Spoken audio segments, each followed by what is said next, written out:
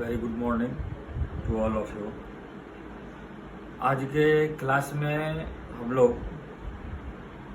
इसके पहले जो कक्षाएं हुई थी भूमि सुधार के संबंध में बताया गया था, उसी का आज शेष भाग आज के कक्षा में हम चर्चा पर चर्चा करेंगे। वह लेक्चर 2 है। जैसा कि आप जानते हैं बीए पार्ट 2 पेपर 3 का यह सब सिलेबस के अनुसार यह आपको पढ़ना है। तो दूसरा जो भाग या कक्षा लेक्चर कहिए जो हम प्रारंभ करने जा रहे हैं, तो भूमि सुधार के संबंध में जो भी बातें पिछली कक्षाओं में जो हुई वह था, जैसा कि हमने 2 फेज हमने बताया। भूमि सुधार के संबंध में 2 चरणों में इसकी चर्चाएं की जा सकती है। तो पहला का हमने जो किया वो स्वतंत्रता प्राप्ति के बाद जब सरकार की गठन हुई तो वहाँ उस समय जो है कि उस समय जो बातें उभर कर आई उसकी चर्चा हो गई थी। आज हम जो चर्चा करेंगे कि सरकार के द्वारा भूमि सुधार के संबंध में उसके उद्देश्यों की प्राप्ति करने के लिए कौन कौन से पहल प्रयास किए गए, उसका भी पॉइंट हम बोर्ड पर हमने दर्शाया है। उसमें 3 बिंदु को हाईलाइट हम लोग करेंगे। पहले है मध्यस्थों की समाप्ति। बच्चों, स्वतंत्रता प्राप्ति के पूर्व या भूमि सुधार से संबंधित कानून बनने के पूर्व या विदेशी हुकूमत से मुक्त होने के बाद सरकार द्वारा जो नियमन बनाई गई, उस नियमन के फलस्वरूप सबसे पहले जो मध्यस्थ थे, एज फॉर एग्जाम्पल जिसको हम जमींदार कहेंगे, बटाईदार कहेंगे, वगैरह वगैरह, उन्हीं लोगों का भूमि पर स्वामित्व नहीं था, लेकिन वह एक माध्यम थे और उस माध्यम से जो भूमि कार्य में जो संलग्न थे उनका वो शोषण करते थे। तो उसी लिए जब यह कानून बना तो जमींदारी उन्मूलन एक्ट भी बना और उस एक्ट के तहत जो भी बीच के मीडियोकर से मध्यस्थ करने वाले जमींदार, बटाईदार या भिन्न भिन्न नामों से जाना जाता है, भिन्न भिन्न राज्यों में, भिन्न भिन्न क्षेत्रों में, उन लोगों के समाप्त करने के लिए एक कानून ही बना और यह मालिकाना हक जो जिसका भूमि पर हक था उसको चिन्हित कर उसको स्वामित्व उसको प्रदान कराया गया। उससे संबंधित नियम और कानून बनाए गए। दूसरा है काश्तकारी सुधार। चिन्हित करने के बाद जब भूमि का अधिपत्य, स्वामित्व स्पष्ट हो जाने के बाद सरकार ने कुछ नियम बनाए और उस नियम को कानून की दर्जा में लाते हुए राष्ट्रीय आय बढ़ाने के पर्पस से जो नियमावली बनी, उसमें भी पहला नियमावली जो बना वह हुआ लगान से संबंधित। लगान से संबंधित मतलब कि इसके पहले जो भी बटाईदारी से या जो मध्यस्थ करने वाले जमींदार थे, वो लगान जो लेते थे उसका वो अपना पैसा कुछ रखकर ही जिसका आधिपत्य था उसको वो देते थे। उस प्रथा को समाप्त करते हुए राज्य सरकार ने, भारत सरकार ने रेंट से संबंधित एक कानून बनाया कि भूमि के आवश्यकता एवं उर्वरा शक्ति के आधार पर 1 साल के अंदर सरकार को लगान के रूप में, कर के रूप में क्या देना है, और वह सीधे राज्य सरकार के कर्मचारी को पैसा देकर और उसका वो रसीद प्राप्त करते थे। रसीद प्राप्त करने का प्रावधान किया गया, जिसके फलस्वरूप सीधे वो पैसा राज्य सरकार के खाते में जाती थी। इट मीन्स बिचौलियों का बीच का जो था वो समाप्त हुआ। आगे है बटाईदारों के हितों की रक्षा। बच्चों, इसके पूर्व जो जमींदारी व्यवस्था थी, तो ऐसी स्थिति में जो जमींदार थे खेती तो करते नहीं थे, जमीन किसी को देते थे, पट्टा पर देते हो जैसे भी, तो रेंट वसूली करने में कोई मानवीय उनके पास संवेदना नहीं थी। लेकिन राज्य सरकार, भारत सरकार ने भूमि सुधार के संबंध में, बटाईदारों के संबंध में भी नियम और कानून बनाते हुए भिन्न भिन्न तरह की सुविधा उसने प्रदान कराई। जैसे किसी कारण से अकाल, बाढ़ अगर नहीं आया तो उसके लगान को माफ करना, या कोई बटाईदार है तो ऐसा नहीं कि इन द मीन टाइम चाह के भी उसकी भी रक्षा की बातें हुई कि जो भी काश्तकार हैं, अगर वह एक सीजन के लिए देते हैं तो बीच में आप उसे हटा नहीं सकते हैं। और धीरे धीरे एक टाइम फ्रेम किया गया, 7 ईयर्स, या अन्य राज्यों में अलग अलग टाइमिंग दी गई कि लगातार बटाईदार 7 साल या जो भी है, अगर उस जमीन को जोतता है, बोता है और जो भी उत्पादित वस्तुओं को अपने मालिक को देता है, तो उसका भी अधिकार, उसका भी दावा करने का अधिकार उस भूमि पर बनता है। यानी कहने का मतलब इस तरह का कानून बनाया गया ताकि जो सही रूप में जमीन पर काम कर रहे हैं उनका भी एक मोरल बूस्टअप हो,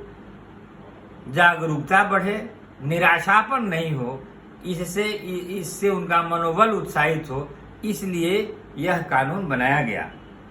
आगे है काश्तकारों के स्वामित्व के अधिकार। बच्चों, कानून बनाया गया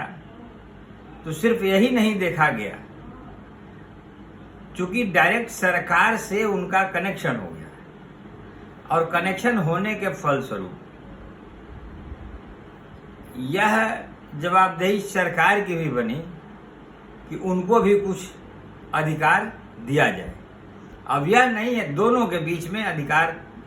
के नियमन बने कि अगर आप किसी से अपने भूभाग जमीन पर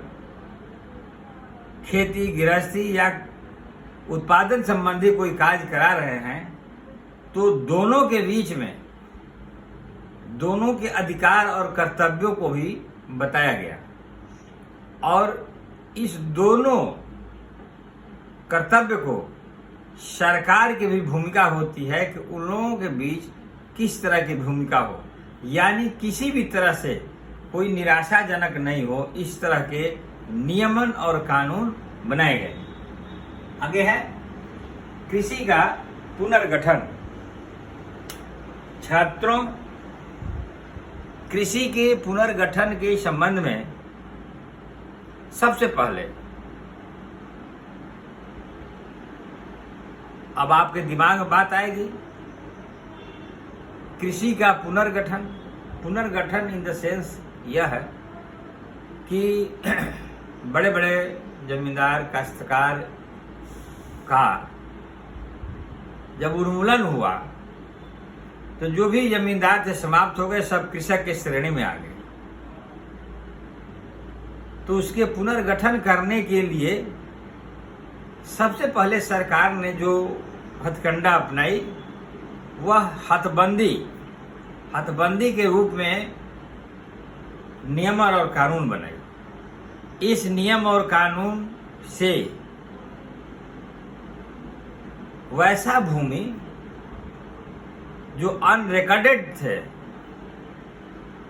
जिसका कोई कहीं उसका ऐसे जमीन पर जिसका मालिकाना हक किसी का नहीं था या सरकार द्वारा निर्धारित मापदंड के अनुसार जिसके पास भूमि जितना होना चाहिए उससे अतिरिक्त भूमि है, तो वैसे भूमि को सरकार चिन्हित कर जो भूमिहीन हैं, लैंडलेस हैं, जो नीडी हैं, जो लोअर क्लास तबके के जो लोग व्यक्ति थे, उनके बीच में वितरित करने का प्रावधान किया गया हथबंदी के माध्यम से, जिससे कृषक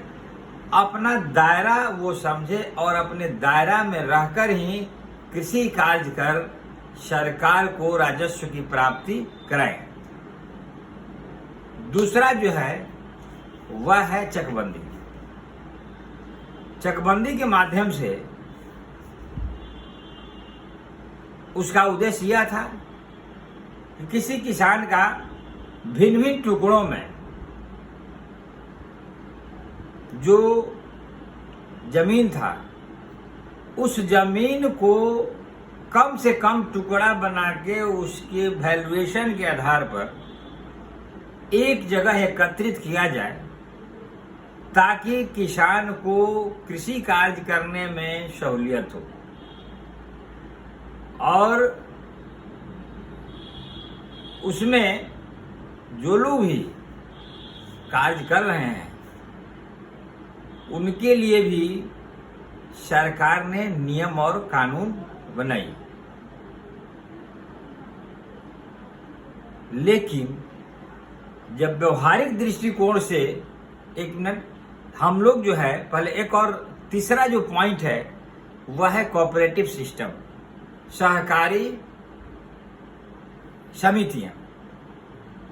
कृषि को पुनर्गठन या विकसित करने के लिए सरकार ने सहकारी समितियां का गठन की। आप जानते होंगे, कोऑपरेटिव सोसाइटी के नाम से जानते हैं, क्योंकि आप किसान के बच्चे हैं, आप भारत के नागरिक हैं। हम लोग जानते हैं कि भारत की आत्मा गांव में निवास करती है, तो किसान के जो बच्चे हैं या जो कृषि के बारे में जानते हैं तो वह जरूर आपको जानकारी होगी कि कोऑपरेटिव सोसाइटी का भी गठन करने के पीछे उद्देश्य था कि कृषकों को आर्थिक स्थिति की सुधार करते हुए, आर्थिक मदद के रूप में करते हुए कृषि कार्य को जिससे हम इंटेंसिव एग्रीकल्चर सिस्टम को डेवलप करने के लिए गहन कृषि, कम से कम जमीन में अधिक से अधिक उपज करने की व्यवस्था को हम लोग अपनाने के लिए कोऑपरेटिव फार्मिंग को सरकार ने अपनाई। छात्रों, इसमें फिर भी आज भूमि सुधार का प्रारूप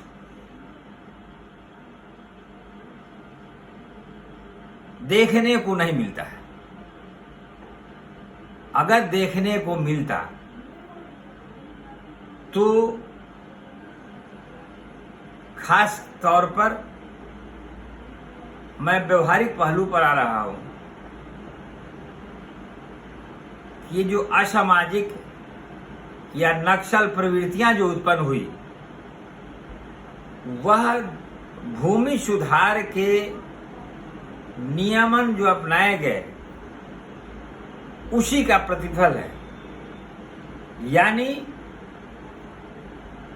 वह पूर्ण रूप से सफल, न्याय संगत, कारगर नहीं होने के फलस्वरूप आज भिन्न भिन्न क्षेत्रों में, भिन्न भिन्न राज्यों में, ग्रामीण क्षेत्रों में जो आपसी द्वेष और कलह की जो स्थापना हुई, उसका एकमात्र कारण है कि भूमि सुधार की असफलताएं, जिसका जीता जागता उदाहरण आप हम लोग जानते हैं। अभी कुछ कम हुआ है इसलिए कि अभी सभी किसान छोटे छोटे टुकड़ों में विभक्त हो गए और सरकार की कुछ नई नई नीतियां भी बनी, जिसके फलस्वरूप, लेकिन भिन्न भिन्न राज्यों में आप जाएंगे तो आज भी यह भूमि सुधार पूर्ण रूप से कारगर नहीं है, या इसके भी जो नियम और कानून जो बने हैं वह भी त्रुटिपूर्ण है। एज फॉर एग्जाम्पल, आप हदबंदी हुआ, चकबंदी हुआ, कोऑपरेटिव फार्मिंग हुआ, कहीं सक्सेस नहीं है। कहीं आज भी जो उद्देश्य हदबंदी का था उस उद्देश्य की पूर्ति नहीं हुई, जो उद्देश्य चकबंदी का था उसका भी पूर्ति नहीं हुआ, जो उद्देश्य कोऑपरेटिव फार्मिंग की जो सपना सोचा गया था, जो बिंदुएं जो अपनाई गई थी, उसका उद्देश्य की पूर्ति आज भी नहीं हुई है। अगर अब मैं एग्जाम्पल यह देना चाहता हूं थोड़ा सा पीछे कि अगर भूमि सुधार का उद्देश्य पूर्णपण अगर कारगर हो जाता तो भारत सरकार को, जिस समय जगजीवन राम जी कृषि मंत्री थे, तो उन्होंने हरित क्रांति लाया और हरित क्रांति के ऑब्जेक्टिव्स, नियमन और भूमि सुधार के नियमन दोनों के दो ध्रुव बन गए। और उस समय हरित क्रांति, जो ग्रीन रिवॉल्यूशन के नाम से जाना जाता है, उसका आउटपुट और उसके उद्देश्यों की पूर्ति हुई, उसका परिणाम कुछ दिखाई दिया। लेकिन भूमि सुधार का परिणाम न उस समय दिखाई दिया और न आज उसकी जो उसके उद्देश्य थे, जो उसकी कल्पनाएं थी, आज भी वह दिखाई नहीं दे रहा है। तो लेकिन हम इसको नकार भी नहीं सकते हैं कि यह पूर्णतः बेकार है। कुछ इसकी कमियां हैं व्यवहारिक दृष्टिकोण से, और उस कमियां को दूर करने के लिए राज्य सरकार, भारत सरकार आज भी प्रयासरत हैं। और यही कारण है कि भूमि से संबंधित, जैसे आप सबसे लेटेस्ट जो फेज जो चल रहा है, आप जानते होंगे कि लेटेस्ट जो फेज चल रहा है, राज्य सरकार सारे स्टेट वाइज अपने भूमि का पैमाइश करा रही है और उस भूमि का पैमाइश डिजिटलाइजेशन, डिजिटल के माध्यम से आप बराबर पेपर में या न्यूज में आप देखते होंगे कि किसी व्यक्ति को अगर कोई नक्शा कुछ निकालना है तो आप ऑनलाइन अप्लाई करके अपनी सारी जानकारियां ले सकते हैं। लेकिन यह टोटल अपलोड नहीं हुआ है, लेकिन सरकार का एक पॉजिटिव प्रयास चल रहा है पारदर्शिता को अपनाने के लिए। क्योंकि भूमि सुधार में बहुत सारा ऐसा जमीन था जो अनरिकॉर्डेड थे, तो सरकार का पहला ये हुआ कि उसको हम ऑन रिकॉर्ड लाके और तब उसका एनालिसिस करके सरकार उस पर पहल करे, नियमन बनावे, नियम और कानून बनाए, ताकि अधिक से अधिक भूमि का न्यायिक दृष्टिकोण से उसका उपयोग हो सके और उपयोग के फलस्वरूप जो राज्य का, देश का, समाज का, एक परिवार का आय की प्राप्ति हो। तो आज हम लोग यह आप जो भी किताब है, यह जो फर्स्ट फेज का या दूसरा जो लेक्चर जो है, इसमें राज्य सरकार की लेटेस्ट भूमि सुधार से संबंधित जो नियमन जो बनाए गए हैं उसको आप देख लेंगे। और भूमि सुधार की अगर इस पर कोई प्रश्न पूछा जाता है तो भूमि सुधार की जो उसकी प्रारूप है, जो फैक्ट है, उसकी चर्चा करते हुए आज अपने देश, अपने राज्य में इसका प्रतिफल क्या है, इसका परिणाम क्या है, इसका लोगों में प्रभाव क्या है, इसकी चर्चा आप अपने प्रश्नोत्तर में जरूर करेंगे। ठीक है। इसके और मैं यह चाहूँगा कि इस संबंध में किसी भी तरह का कोई डाउट हो, किसी भी तरह का कोई प्रश्नावली पूछना हो तो मेरा मेल दिया हुआ है, व्हाट्सएप है, और उस पर आप डायरेक्ट हमसे वार्तालाप या मेल के माध्यम से कोई भी डाउट हो तो आप हमसे बात कर सकते हैं। धन्यवाद।